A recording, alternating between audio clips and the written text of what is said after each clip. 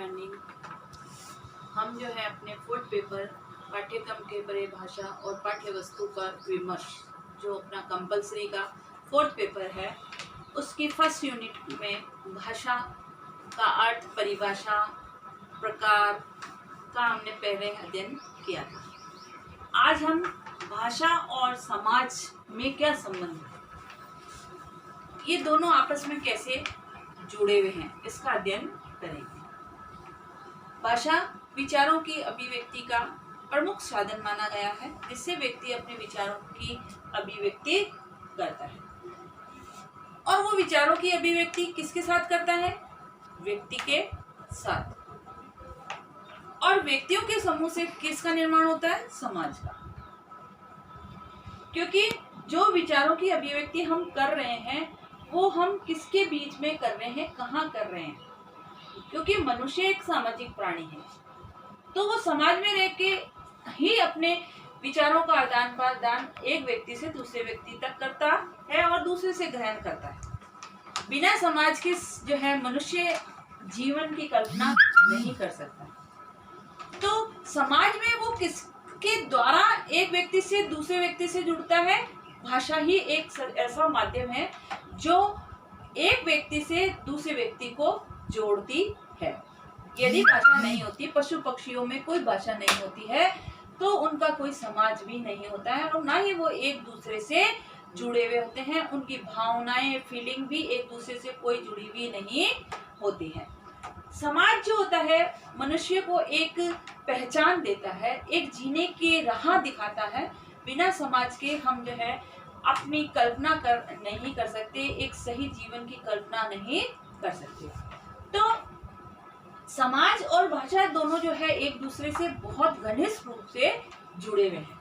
इसके लिए जो है एलिस शिक्षाविद हैं, उन्होंने भी कहा है कि भाषा वह प्राथमिक माध्यम है जिसके द्वारा व्यक्ति अपने समाज को प्रभावित करता है तथा समाज से प्रभावित होता है। बिना भाषा के हम एक दूसरे से प्रभावित नहीं होते।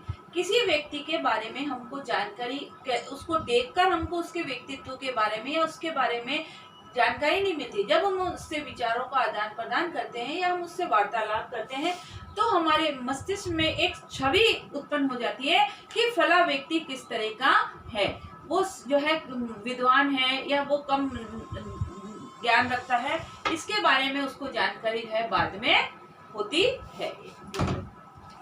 ठीक है, चलो। अब अरस्तु जो प्रमुख सामाजिक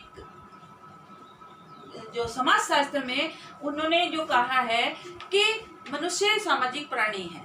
यदि बिना समाज के मनुष्य की कल्पना की जाए तो वह एक जानवर के समान माना जाएगा। उन्होंने भी जो है इसके बारे में यही परिभाषा दी है।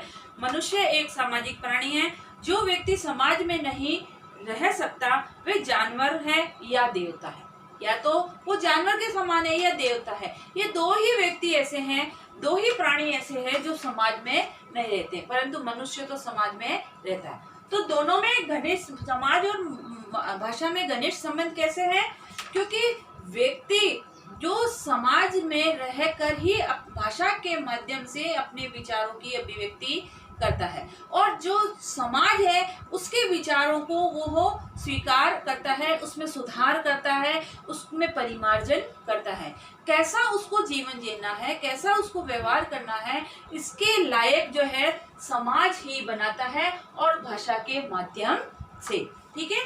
अब जो है इन्होंने कहा है कि इसके भाषा और समाज का जो संबंध है वो दो तरह से इन्होंने बताया है। पहला है जैविक दृष्टि से। जैविक दृष्टि से तात्पर्य है कि जन्मजात जो भगवान ने हमको वाक यंत्र दिए हैं, वाक में जो कंठ, जो स्वर यंत्र, ध्वनि जो हम व्यक्ति को दी है, मनुष्य को दी है, और उसने अपनी बुद्धिमत्ता से किस प्रकार से जो भाषा का निर्माण किया है और उसके माध्यम से वो अपने विचारों की अभिव्यक्ति करता है, ये जो है उसकी जैविक दृष्टि के अंतर्गत आता है।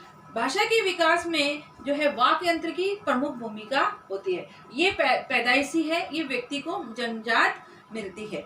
और मस्तिष्क जो सोचने समझने के लिए दिया है वो क्या मनुष्य सोच रहा है, उसकी किसके बारे में क्या सोच रहा है, उस सोच को वो अपनी उस वाक् यंत्र के माध्यम से, भाषा के माध्यम से दूसरों तक प्रकट करता है। अपनी ज्ञान बुद्धिमत्ता को भी उस वो भाषा के माध्यम से ही दूसरों तक प्रकटता है। तो ये जो है जैविक दृष्टि से जो है भाषा का बहुत अधिक महत्व है। दूसरा है सामाजिक दृष्टि से। सामाजिक से मतलब है समाज के बीच में रहकर जो है हम संपर्क स्थापित करते हैं, एक दूसरे से वार्तालाप करते हैं और एक दूसरे की भावनाओं की कद्र करते हैं और भावना के अनुसार हम विचारों का आदान प्रदान करते हैं। ये जो है सामाजिक दृष्टिकोण कहलाता है। बिना सामाजिक दृष्टिकोण के, बिना समाज के हम मनुष्य की कल्पना नहीं कर सकते।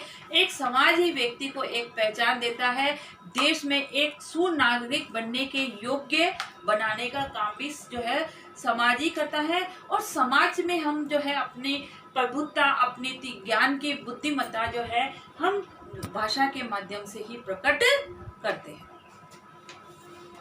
अब अभी हमने जो है भाषा और समाज में क्या संबंध है, अब समाज के निर्माण में भाषा की क्या भूमिका है, क्योंकि बिना भाषा के समाज का निर्माण नहीं होगा।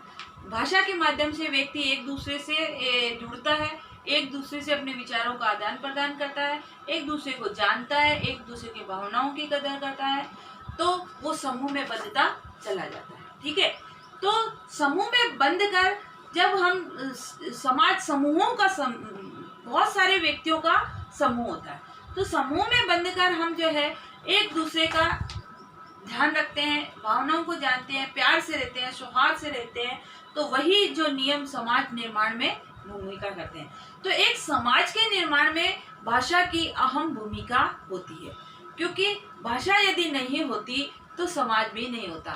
पशु पक्षियों का कोई समाज नहीं होता। हम देखते हैं कि उनको किसी समाज में नहीं रहते, वो किसी समाज के नियमों का पालन भी नहीं करते। समाज द्वारा जो है हर जाति का अपना एक समाज होता है और वो समाज उस अपनी जाति, अपने धर्म का एक नियम बनाता है और उसी नियम के अनुसार व्यक्ति को अपना जीवन जीना होता है। तो समाज के निर्माण में भी भाषा की अहम भूमिका होती है। बिना जो है भाषा के समाज का निर्माण नहीं होता, क्योंकि जब भाषा ही नहीं होती तो हम विचारों का आदान प्रदान नहीं करते, आदान प्रदान नहीं करते तो हम एक दूसरे से जुड़ते भी नहीं। तो बिना भाषा के समाज की कल्पना भी नहीं की जा सकती। ठीक है, भाषा की जो है समाज निर्माण में भाषा की भूमिका में पहला है, भाषा जो है मानव को संगठित करने का कार्य करती है। एक भाषा के माध्यम से ही हम समूह में इकट्ठे होकर अपने विचारों को आदान प्रदान करने का काम करती है और ये समूह जो है समाज ही कहलाता है। बिना उसके हम नहीं विचारों का आदान प्रदान नहीं करता। दूसरा है भाषा और सामाजिक समायोजन। सामाजिक समायोजन से मतलब है सोशल एडजस्टमेंट। सोशल एडजस्टमेंट हमको जो है कैसा सिखाता है कि सब समान है, सबके साथ प्रेम का व्यवहार करना चाहिए, दया का व्यवहार करना चाहिए, किसी के साथ हमको दुर्भाव नहीं रखना चाहिए, किसी के साथ में जो है ऊंच नीच का भाव नहीं करना चाहिए कि हम बहुत शक्तिशाली हैं, हम बहुत सशक्त हैं। ये सब जो भावनाएं हैं यह हमारे अंदर कौन पैदा करता है? समाज करता है। और समाज में हम व्यक्ति समाज जो है भाषा के माध्यम से ही जुड़ता है। तो सामाजिक समायोजन एडजस्टमेंट जो है की क्षमता भी हमको जो है भाषा ही सिखाती है कि हमको किसी के साथ भी जो है ऊंच नीच का भाव नहीं रखना चाहिए। नंबर 3 है भाषा और नेतृत्व विकास। भाषा जो है व्यक्ति को लीडरशिप का गुण सिखाती है। लीडरशिप से तात्पर्य है जिसके वाक कौशल जितना सशक्त है, अर्थात बोलने की जो क्षमता है जितनी सशक्त है, वो उतने ही प्रभावी रूप से अपनी बात को प्रस्तुत करेगा। बहुत से लोग जो है अपने वाक चातुर्य के माध्यम से जीवन में हर परिस्थिति में जो है विजयी प्राप्त कर लेते हैं, क्योंकि वो अपनी बात को ही ऐसा प्रस्तुत करते हैं कि दूसरे व्यक्ति को सहज रूप से समझ आ जाती है और दूसरा व्यक्ति उसके साथ में संपर्क स्थापित कर लेता है। फॉर एग्जाम्पल, अपने माननीय प्रधानमंत्री जी इस कौशल में बहुत ज़्यादा पारंगत हैं। वो अपने वाक कौशल से ही अपने नेतृत्व क्षमता का जो लीडरशिप का गुण है उसको बहुत ही खूबी से निभा रहे हैं। अगला है भाषा एवं सामाजिक विकास। भाषा जो है मानसिक विकास, सॉरी, भाषा और मानसिक। भाषा जिसका जितना मस्तिष्क बुद्धिमत्ता जितनी अधिक होगी, उसका बोलने की क्षमता भी उतनी ही अधिक होगी, उसका शब्दकोश का ज्ञान भी उतना ही अधिक होगा, जिसके माध्यम से वो ज्यादा से ज्यादा नए नए शब्दों का प्रयोग करके अपने विचारों की अभिव्यक्ति करेगा। इसके बाद है भाषा एवं शैक्षणिक उपलब्धि। ज्ञान प्राप्त करने का एक सबसे सशक्त माध्यम भाषा ही है, जो हमारे ज्ञान को, हमारी शैक्षणिक योग्यता को बढ़ाने में एक महत्वपूर्ण भूमिका निभाता है। जो जितना पढ़ा लिखा ज्ञानी है, उसकी बोली भी उसी से ही प्रभावित होती है और वो उसी का उसमें प्रयोग करता है। आज का आपका गृह कार्य का प्रश्न है, भाषा और समाज का संबंध बताते हुए उसके प्रकार बताइए। जो जैविक और सामाजिक प्रकार है वो उसके आधार पर उसका वर्णन करना है।